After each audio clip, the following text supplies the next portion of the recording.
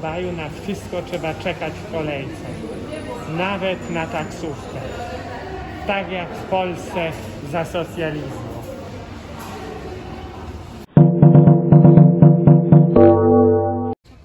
Jesteśmy w Miracle Garden, przed wami wioska Smurfów. Okazuje się, że jest tu nie kilkanaście milionów kwiatów, ale 150 milionów kwiatów.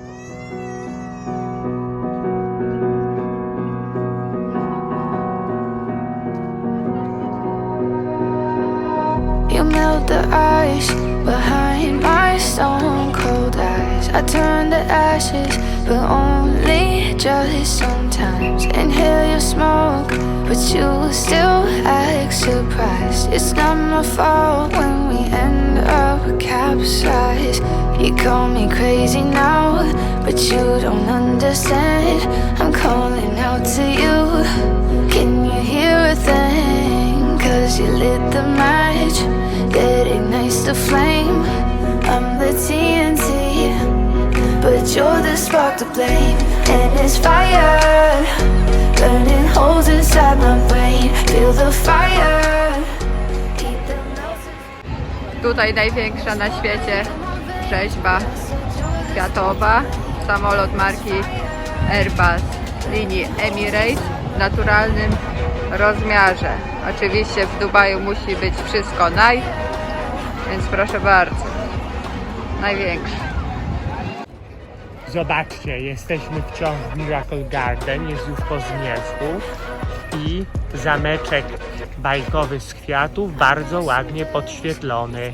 Iluminacje. But now you spin me in a web with all your lies. Want you to feel the way I feel inside. I'm reaching out for help, you got me in a riptide. You call me crazy now, but you don't understand. I'm calling out to you. Can you hear a thing? 'Cause you lit the match that ignites the flame. Znajdujemy się na tej słynnej, sztucznej palmie, Palm Jumeirah. Proszę bardzo, jaka pusta plaża. Nigdzie w Dubaju nie znaleźliśmy publicznej plaży, która byłaby choć w 1% tak pusta jak ta. No niestety ma to swoją cenę. O, w oddali widać hotel Atlantis. Tam nocleg kosztuje z 4 koła za jedną noc oczywiście. Jesteśmy na Palmie Jumeirah, w jej koronie dokładnie. Przed nami widok wieżowców Dubaju, w tym najwyższego budynku świata Burj Khalifa, a nieco po prawej najbardziej luksusowego hotelu świata Burj Al Arab, jedynego 7-gwiazdkowego. Po lewej wody Zatoki Perskiej, dziś nad wyraz wzburzone. Zazwyczaj Zatoka Perska jest bardzo spokojna, a po prawej apartament, w którym mieszkaliśmy, który opuszczamy. Niestety ceny były tu bardzo wysokie, około 830 zł za dobę. Przed chwilą oddaliśmy Mustanga do serwisu Forda w Dubaju, a przed serwisem stoi najnowszy Lincoln, Navigator. Pamiętam kiedyś w 98 jeden miał taki na Januszowickiej. Wówczas to była nówka, no nie ten model, tylko ówczesny, tamtejszy. Ale ten jest bardzo ładny. Lincoln to marka premium, która należy do koncernu Ford. Tu kolejny Lincoln Navigator, czarny.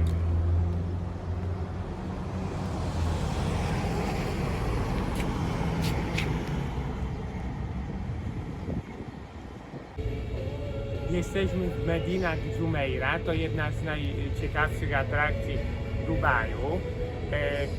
Przedstawia taką jakby imitację starej Mediny, czyli starego miasta arabskiego i pokazuje, jak ludzie żyli tu przed dziesiątkami czy setkami lat, tak? Jest to bardzo urokliwe, dlatego że ciekawa, stylizowana na dawną architektura arabska łączy się tutaj z błękitem nieba, zielenią palm i lazurowymi odcieniami wody, kanałów, które przecinają całą Medinę. Dodatkowo tutaj w tle widać Burj Al Arab, czyli słynny i jedyny na świecie 7-gwiazdkowy hotel kształtem przypominający żagiel.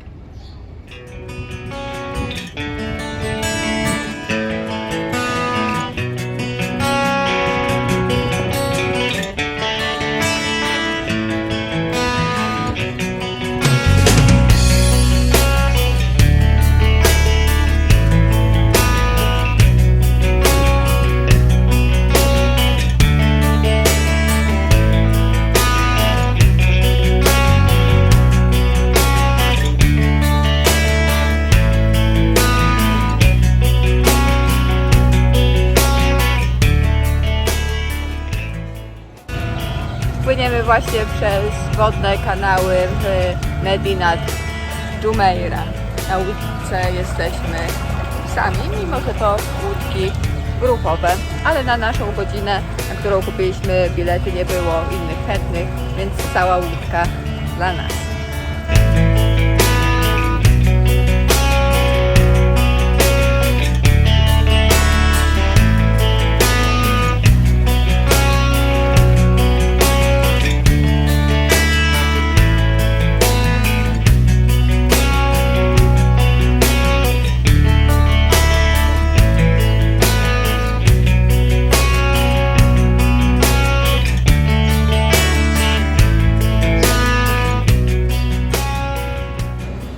Jesteśmy w Dubai Snow Park.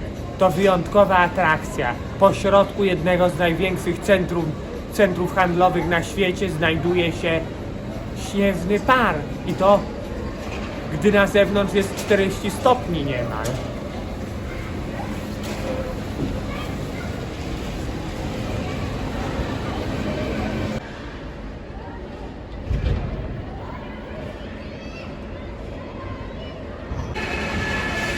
Przed Wami wyciąg narciarski w Dubai Snow Park w centrum handlowym Mall of the Emirates. Stok na środku pustyni. Małgosia szykuje się do zjazdu bobslejem w Dubai Snow Park. Ruszyła.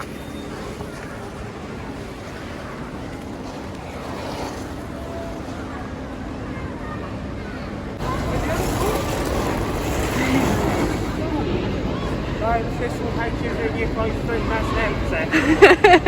Jak było? Fajnie.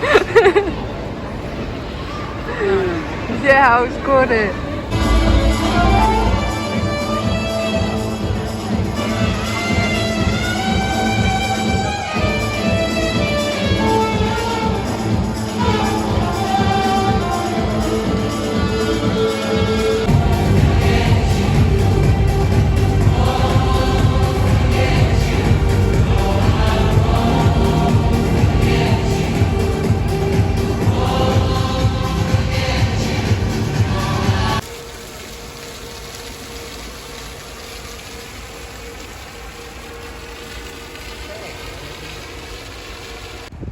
Jesteśmy przed kolejnym, trzecim już w Dubaju punktem widokowym, a mianowicie przed The View at the Palm, czyli punktem widokowym w ramach centrum handlowego Nakheel Mall, zbudowanego na sztucznej wyspie Palma Jumeirah. Rozpościera się stąd ponoć ładny widok na całą wyspę.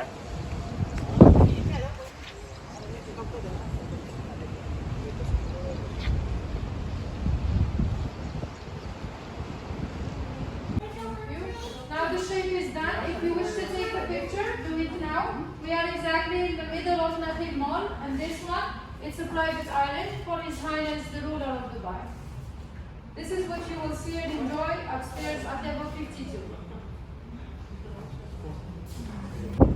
Jesteśmy na 54.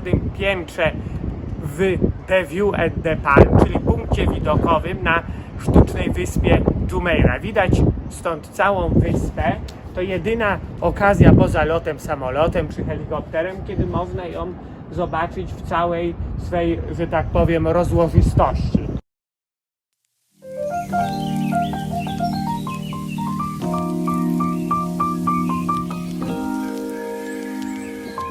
Tutaj widać Burj Al Arab, czyli jedyny 7-gwiazdkowy hotel świata, a za nim z kolei w tej takiej mgiełce w chmurach najwyższy budynek świata, czyli Burj Khalifa, no i otaczający go wieżowce. Z kolei po prawej, tutaj ta maleńka wyspa, będąca de facto poza Palmą, to jest ponoć prywatna wyspa szejka Dubaju. Widać przycumowany tam luksusowe miasto. A teraz przed nami część Dubaju, po prawej, już przy granicy z Emiratem Abu Dhabi, która nazywa się Dubai Marina. Gdy ja tu byłem z mamą 13 lat temu, to niby to wszystko działało, ale jeszcze było to na wpół placem budowy. Teraz jest wykończone, dostępne dla turysty i cieszy oko technokraty. Widok z 52 piętra jest ograniczony szybą i metalowymi konstrukcjami.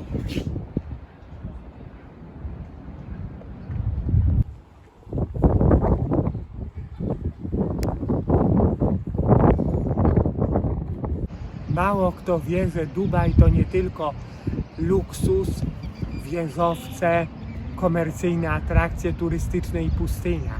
To również dziedzictwo kulturowe, historyczne. Przed Wami dom numer 4 w stanowisku archeologicznym Jumeirah. To pokazuje nam, jak ludzie żyli tu przed setkami lat, w średniowieczu, za czasów już oczywiście islamskich.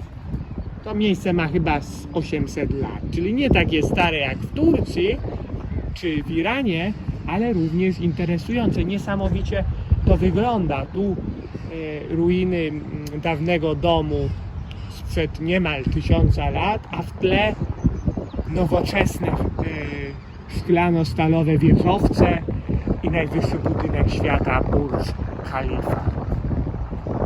Przed Wami największa atrakcja stanowiska archeologicznego Jumeirah, mianowicie karawanseraj. Karawanseraj to taki protoplasta hotelu, gospody, zajazdu, czegoś takiego, czyli tych wszystkich luksusowych kompleksów, które mieszczą się na terenie Dubaju dziś.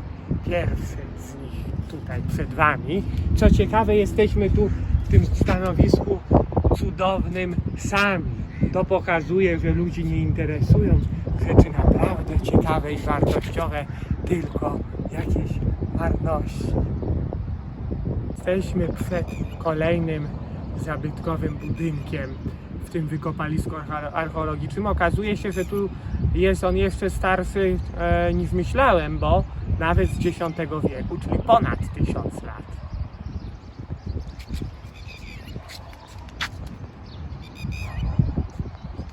Jesteśmy przed Jumeirah Mosque. Jechaliśmy taksówką, ale poprosiłem kierowcę, żeby zatrzymał, ponieważ trwa Magic Hour i pięknie prezentuje się on w zachodzącym słońcu. Postanowiliśmy zatrzymać i go sfotografować.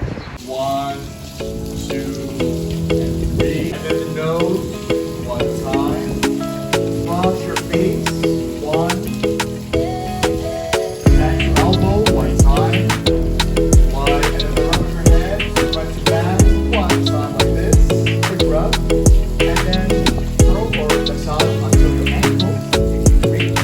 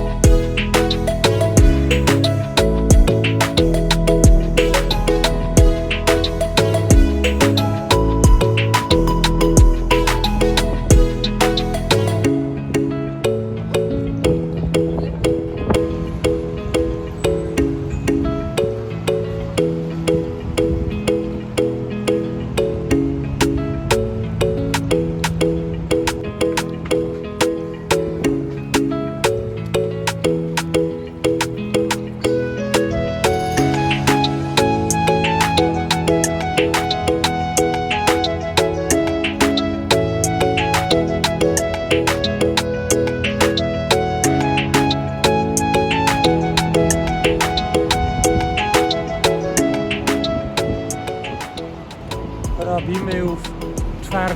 godzinę zdjęcia nocne Dubaj Marina ze statywu. To jednak ciężka praca. Czas naświetlania po 3 do 8 sekund na jedno zdjęcie. A ja robię 30 zdjęć tego samego ujęcia.